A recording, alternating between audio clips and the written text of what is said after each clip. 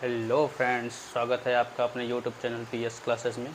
आज हम लोग बात करने वाले हैं क्लास 10th के मैथमेटिक्स, जिसमें एक प्रॉब्लम आती है, एक क्वेश्चन आता है कि प्रूफ करिए, सिद्ध करिए कि √2, √3 या √5 या √7 ये सब क्या है, अपरिमेय संख्याएं हैं। ठीक है, तो इसमें ऐसी चीज़ें हैं कि बच्चों को समझ में आती नहीं है, तो बच्चे मैक्सिमम क्या करते हैं, इसको रट लेते हैं। तो हम लोग रटेंगे नहीं, बिल्कुल समझने की कोशिश करेंगे एक एक चीज़। तो सबसे पहले अपरिमेय संख्याएं क्या होती हैं और परिमेय संख्याएं क्या होती हैं, इसका लेक्चर मैंने लिया था क्लास 9th की मैथमेटिक्स में, उसको देख लीजिएगा। थोड़ा सा हम लोग चर्चा करते हैं कि जो अपरिमेय संख्या होती हैं उनको हम p/q के रूप में नहीं लिख सकते अपरिमेय संख्याओं को, जबकि परिमेय संख्याओं को p/q के रूप में हम लोग लिख सकते हैं, जबकि q बराबर 0 हमारा नहीं होना चाहिए। ठीक है, इसमें भी इतनी ही परिभाषा नहीं है, इसमें भी कंडीशन रहती है। इसमें क्या होना चाहिए, नॉन रिपीटिंग और नॉन टर्मिनेटिंग वाला कंडीशन होना चाहिए। इसमें क्या होना चाहिए, रिपीटिंग हो सकता है और टर्मिनेटिंग भी हो सकता है। ठीक है, तो सिद्ध हमें करना है कि √2 या ये किसी एक को सिद्ध कर लेंगे, बाकी सब जगह सेम रहेगा, आप केवल संख्या को बदल दीजिएगा, उसका प्रूफ हो जाएगा। ठीक है, तो मान लेती है कि √3 को हमें प्रूफ करना है कि ये क्या है, अपरिमेय संख्या है। ठीक है, तो इसको सिद्ध करने के लिए हमें उल्टा मानना पड़ता है। मान लीजिए कि हम √3 को मान लीजिए कि एक परिमेय संख्या है। जब किसी परिमेय संख्या को लिखते हैं तो हम उसको p/q के रूप में लिख सकते हैं, जहां q does not equal to 0। q 0 नहीं हो सकता है, इसको छोड़ करके p/q के रूप में हम लोग लिख सकते हैं।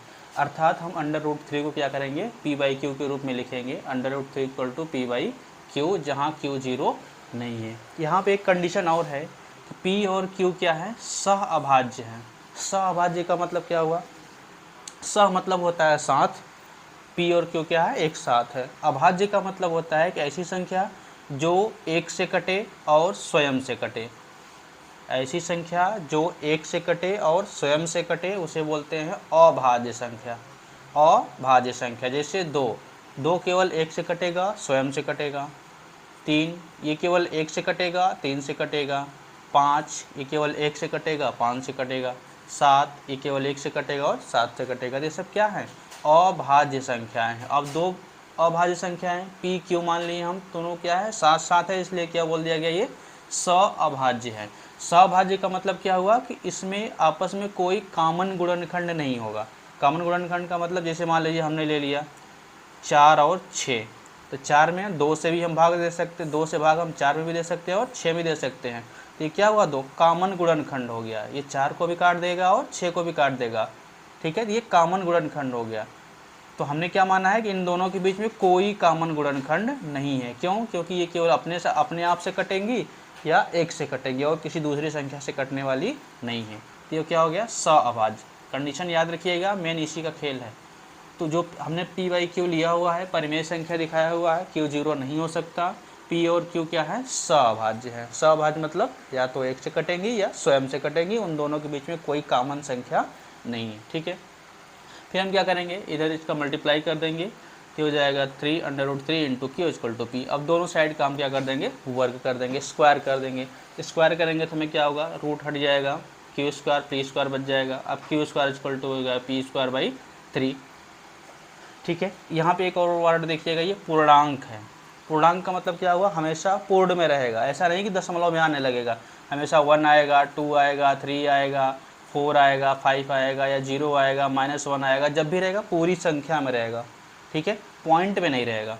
पूर्णांक इसलिए लिखा गया है। इंटीजर्स हम लोगों ने बात किया हुआ था, देख लीजिएगा उसको। ठीक है, तो ये q क्या है, ये भी पूर्णांक है, p क्या है, ये भी पूर्णांक है। अब किसी संख्या में अगर हम 3 से भाग देते हैं तो जो बचेगा हमारा क्या होगा, पूर्णांक होगा। इसका मतलब क्या हुआ कि ये p हमारा क्या हुआ, पूरी तरह से 3 से क्या होगा, कट जाएगा। जैसे मान लीजिए कि 12 है, 12 से हमने 3 से भाग दिया तो क्या आ गया, 4। 4 क्या है, एक पूर्णांक है, पूरी तरह से क्या हो गया, कट गया। इसी तरह से q को हमने क्या माना है, पूर्णांक माना हुआ है, तो ये पूरी इसका मतलब क्या हो जाए, पूरी तरह से p² क्या हो जाएगा, कट जाएगा। जैसे p² कट जाएगा। ठीक है, अगर p² पूरी तरह से 3 से कट जाएगा तो p भी 3 से पूरी तरह से कट जाएगा। जैसे मान लीजिए 6 का स्क्वायर या 12 का ही स्क्वायर है, 12 के स्क्वायर 3 से अगर कट रहा है तो 12 भी क्या होगा, 3 से कट जाएगा। तो जैसे पी स्क्वायर हमारा 3 से कट रहा है, उसी प्रकार पी भी क्या होगा, 3 से कट जाएगा।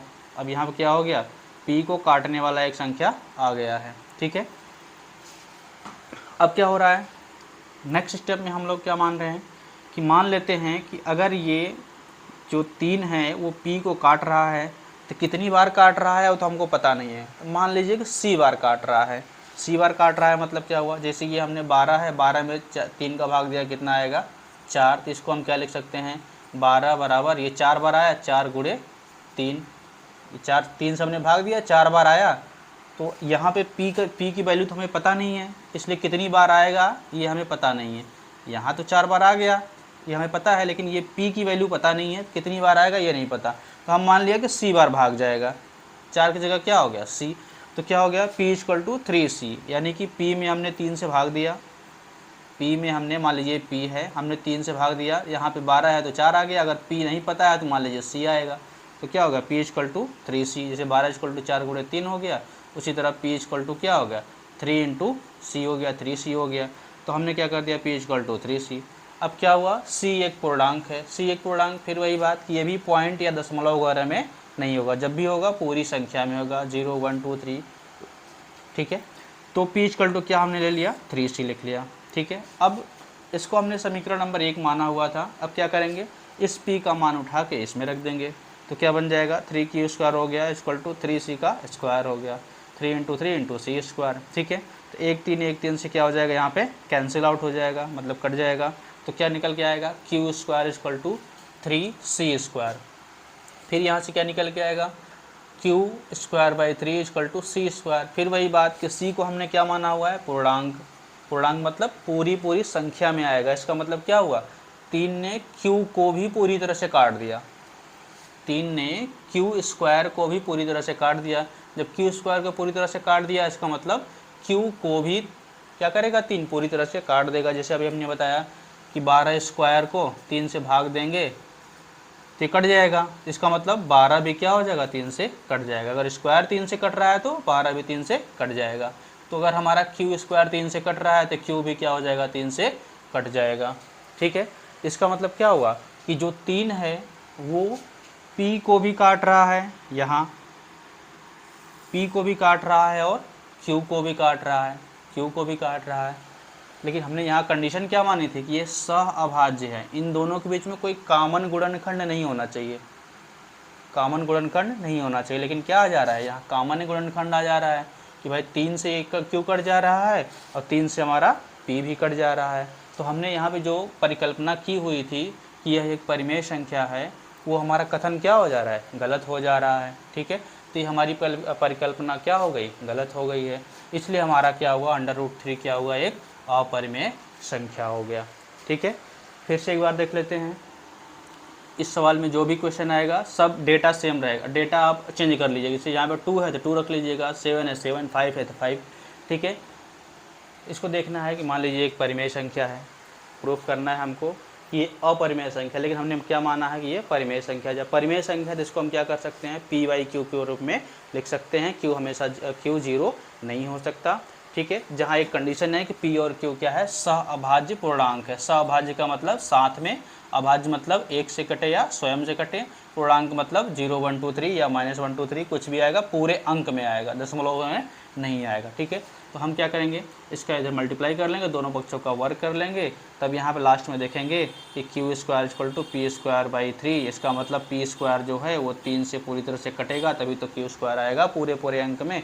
जब पूरा कटेगा तभी ये पूरा अंक आएगा। ठीक है, तो इसका मतलब क्या होगा कि पी स्क्वायर 3 से पूरी तरह से कट रहा है, तो पी भी हमारा क्या होगा, 3 से पूरी तरह से कट जाएगा। ठीक है, फिर मान लीजिए कि पी है, पी में हमने भाग दिया 3 से, कितना आ गया, सी बार भाग गया। ठीक है, तो हम पी इक्वल टू क्या लिख सकते हैं, 3c। जैसे हमने 12 में भाग दिया 3 से, कितनी बार आया, 4, तो हम इसको लिख सकते हैं 12 गुणे क्या हो गया, 4 गुणे 3, 4 3 12। उसी तरह क्या हो गया, पी इक्वल टू 3c। ठीक है, तो हमने यहाँ पे लिख दिया पी इक्वल टू 3c लिख देंगे। ठीक है, सी भी क्या है, एक पूर्णांक है। पूर्णांक मतलब पूरी तरह से भाग चला जाएगा, पी में हमने 3 से भाग दिया, पूरी तरह से गया, वो वैल्यू कितनी आ गई, सी आ गई। ठीक है, तो उसका मान हमने पी इक्वल टू 3c किस में रख दिया, एक क्वेश्चन नंबर फर्स्ट में रख दिया। तो 3q equal to 3c square हो गया, दोनों तरफ का क्या करेंगे, 3 3 कैंसिल कर देंगे तो क्या बच जाएगा, q square equal to 3c square हो गया। अब क्या कर देंगे, q square by 3 equal to c square. यहाँ पे c क्या है, पूर्णांक है, मतलब पूरा का पूरा अंक है। इसका मतलब क्या हुआ कि q square by 3, Q square 3 से पूरी तरह से कट जा रहा है, पूरा पूरा कट जा रहा है, तभी ये क्या आएगा, पूर्णांक आएगा।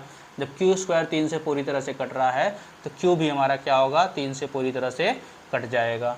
तो यहाँ पे क्या हुआ, हमने माना था कि ये सहअभाज्य संख्याएं हैं, ये p और q के बीच में कोई गुणनखंड नहीं है, कॉमन गुणनखंड नहीं है, कोई ऐसी संख्या नहीं है जो p को भी काट दे और q को भी काट दे। लेकिन यहाँ पे क्या आ रहा है, p 3 को भी p जो है 3 से भी कट रहा है और q भी 3 से कट रहा है, तो कॉमन गुणनखंड हो गया। इसलिए हमारी जो परिकल्पना थी वो क्या हो गई, गलत हो गई। इसलिए हमारा √3 क्या है, एक अपरिमेय संख्या है। ठीक है, इस लेक्चर में बस इतना ही, अगले लेक्चर में मिलते हैं, तब तक के लिए जय हिंद।